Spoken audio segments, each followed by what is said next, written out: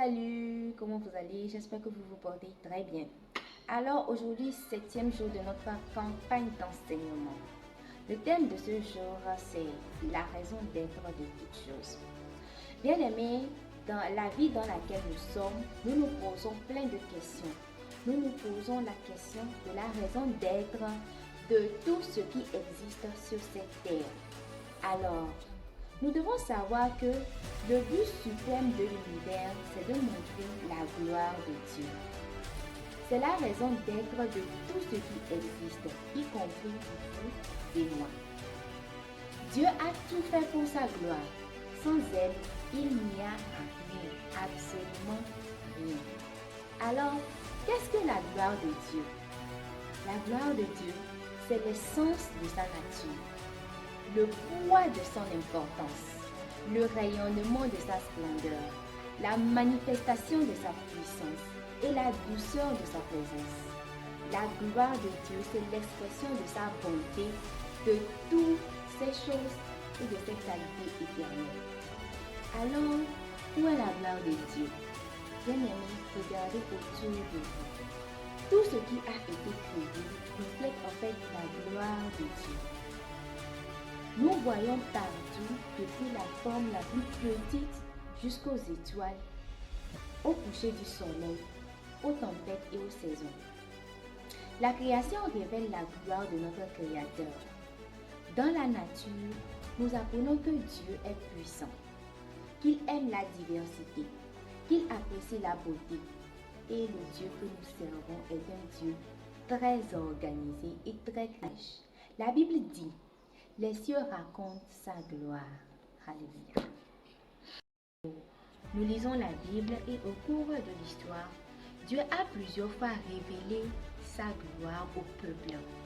Dans le jardin d'Éden, il a manifesté sa gloire. À Moïse, il a manifesté sa gloire. Même dans le tabernacle, dans le temple, Dieu a manifesté sa gloire. Et à travers Jésus, Dieu a encore manifesté sa gloire.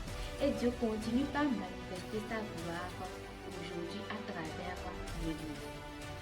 Bien aimé, je vais vous donner quelques versets de référence que vous allez lire qui va plus vous éclairer à propos de la gloire de Dieu. Nous allons lire Genèse 3, verset 8. Nous allons prendre le livre de l'Exode. Nous allons lire l'Exode 33, le verset 18 à droite. Exode 40, verset 33 à 38. La gloire de Dieu a été comparée à un feu dévorant, à une nuée, à une tempête et à une lumière éclatante, à une fumée. Alors, au ciel, la gloire de Dieu procurera une lumière nécessaire. La Bible annonce: la ville n'a besoin ni du soleil, ni de la lune pour l'éclairer, car la gloire de Dieu l'éclaire. Apocalypse 21, verset 23. Alors, c'est en Jésus-Christ que nous voyons au mieux la gloire de Dieu. Jésus-Christ est la lumière du monde. Il nous éclaire sur la nature divine. Grâce à Jésus, nous connaissons Dieu. La Bible dit: le Fils reflète la splendeur de la gloire divine.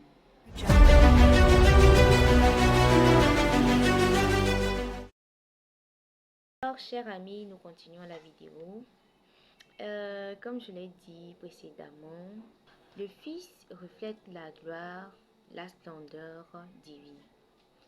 Bien aimé, nous devons savoir que Jésus sur cette terre, c'est pour nous montrer en fait la gloire de Dieu. C'est pour nous faire découvrir la gloire de Dieu. Celui qui est la parole est devenu homme et a vécu parmi nous. Nous avons contemplé sa gloire, la plénitude, la grâce et la vérité. Nous devons savoir que Dieu possède la gloire parce qu'il est Dieu. Nous ne pouvons pas comprendre la gloire de Dieu en fait. C'est sa nature. Nous ne pouvons rien ajouter à cette gloire. Nous ne pouvons rien ajouter à la gloire de Dieu. Tout comme il nous est impossible de faire briller plus le soleil. C'est ainsi d'ajouter quelque chose à la gloire de Dieu. Mais nous devons néanmoins reconnaître la gloire de Dieu. Nous devons l'honorer, la déclarer, la refléter et vivre pour cette gloire-là. Bien-aimés, nous allons nous poser la question, mais pourquoi devrions-nous vivre pour la gloire de Dieu?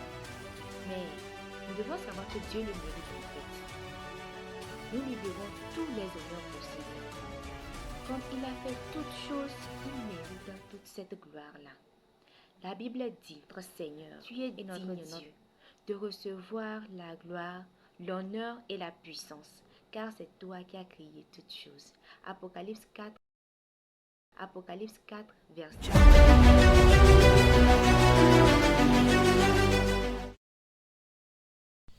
Shalom, shalom à tous. Bonjour, bonsoir.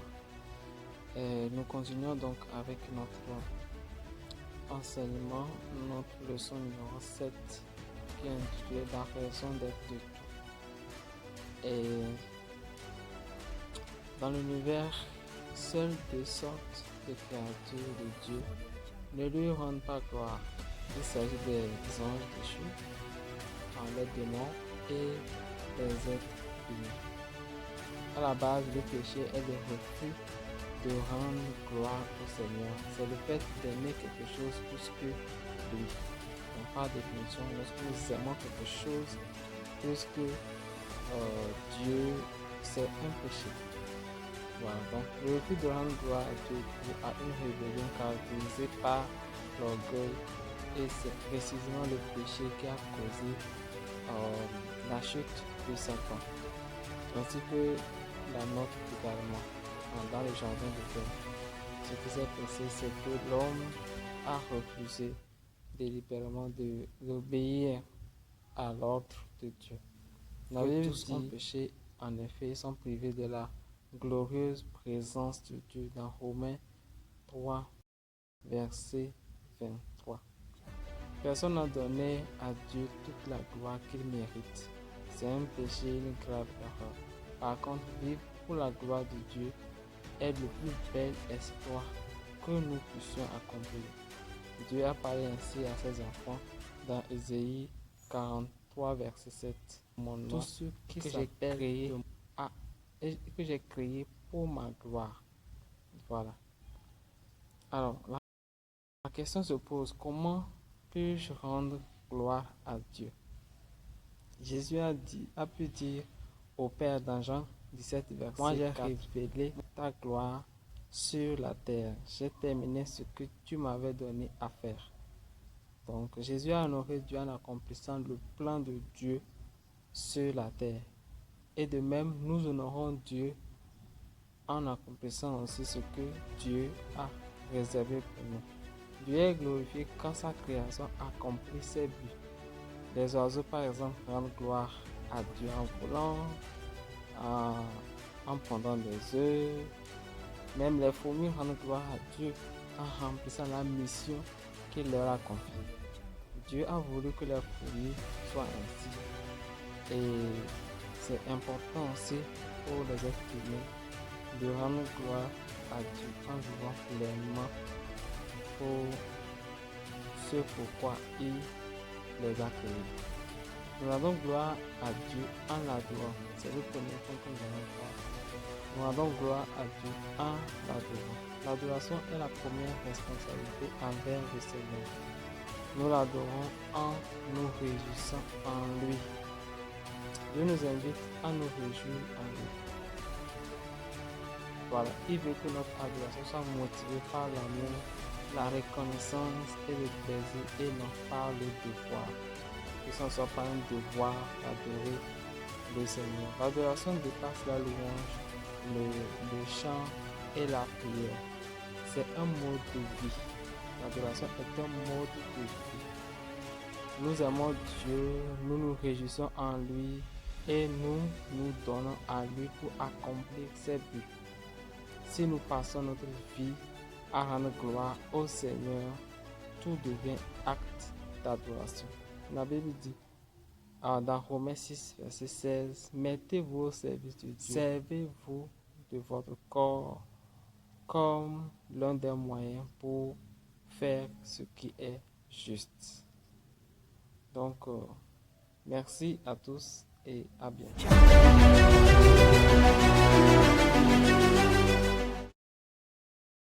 Shalom bien-aimés, recevez mes sincères salutations. Je suis le frère Meshach, un membre du mouvement jeune étudiant motivé par l'essentiel. Et oui, la raison d'être tout, comme vous venez d'apprendre, tout pour Dieu. Dieu ne partage sa gloire avec personne. Non. Dieu veut que nous rendons gloire à lui dans tout ce que nous faisons. Nous rendons gloire à Dieu en l'adorant. Nous rendons gloire à lui en aimant les autres croyants, en devenant semblable à Christ. Et je veux ajouter encore que nous rendons gloire à Dieu en observant les autres par nos dons, en parlant de lui avec les autres. Oui, Dieu ne veut pas que sa gloire, sa grâce soit en secret. L'apôtre Paul dans sa lettre aux Corinthiens, 2 Corinthiens chapitre 4 verset 15 dit: la grâce de Dieu de plus en plus de personnes en augmentant le nombre de prières, de reconnaissance exprimées à la gloire de Dieu. Nous nous retrouvons sur un chemin très difficile, très critique, et parce que nous manquons de discernement, parce que nous n'avons pas fait un bon choix. Oui, Jésus-Christ est aussi arrivé, se trouvait devant un choix très difficile.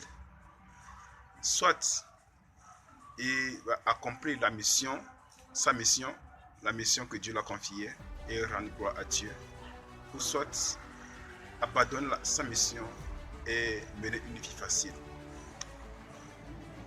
Oui, vous êtes devant ce même choix.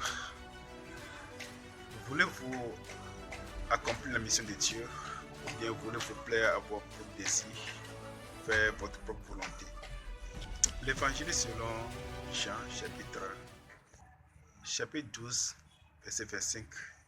Jésus dit: celui qui aime sa vie la perdra, et celui qui déteste sa vie dans ce monde la conservera pour la vie éternelle. Dès présent, Dieu vous invite à accomplir fidèlement ce qu'il vous a confié. Et vous devez recevoir le Seigneur Jésus-Christ comme étant Seigneur et Sauveur personnel.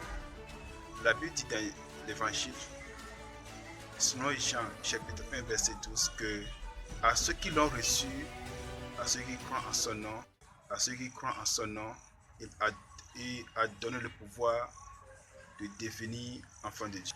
Il est très important de recevoir le Seigneur Jésus comme étant Seigneur et Sauveur personnel, d'accepter son pardon et inviter le Saint-Esprit de vous aider dans vos démarches pour accomplir efficacement le plan de Dieu pour votre vie. Puis, donc si vous voulez accepter, faites cette prière avec moi en baissant vos têtes. Jésus, je crois en toi. Je t'accepte comme étant Seigneur et Sauveur personnel. Puis voici, nous sommes à la fin de notre leçon du jour. Soyez riches et bénis. Que la grâce de Dieu soit avec vous tous.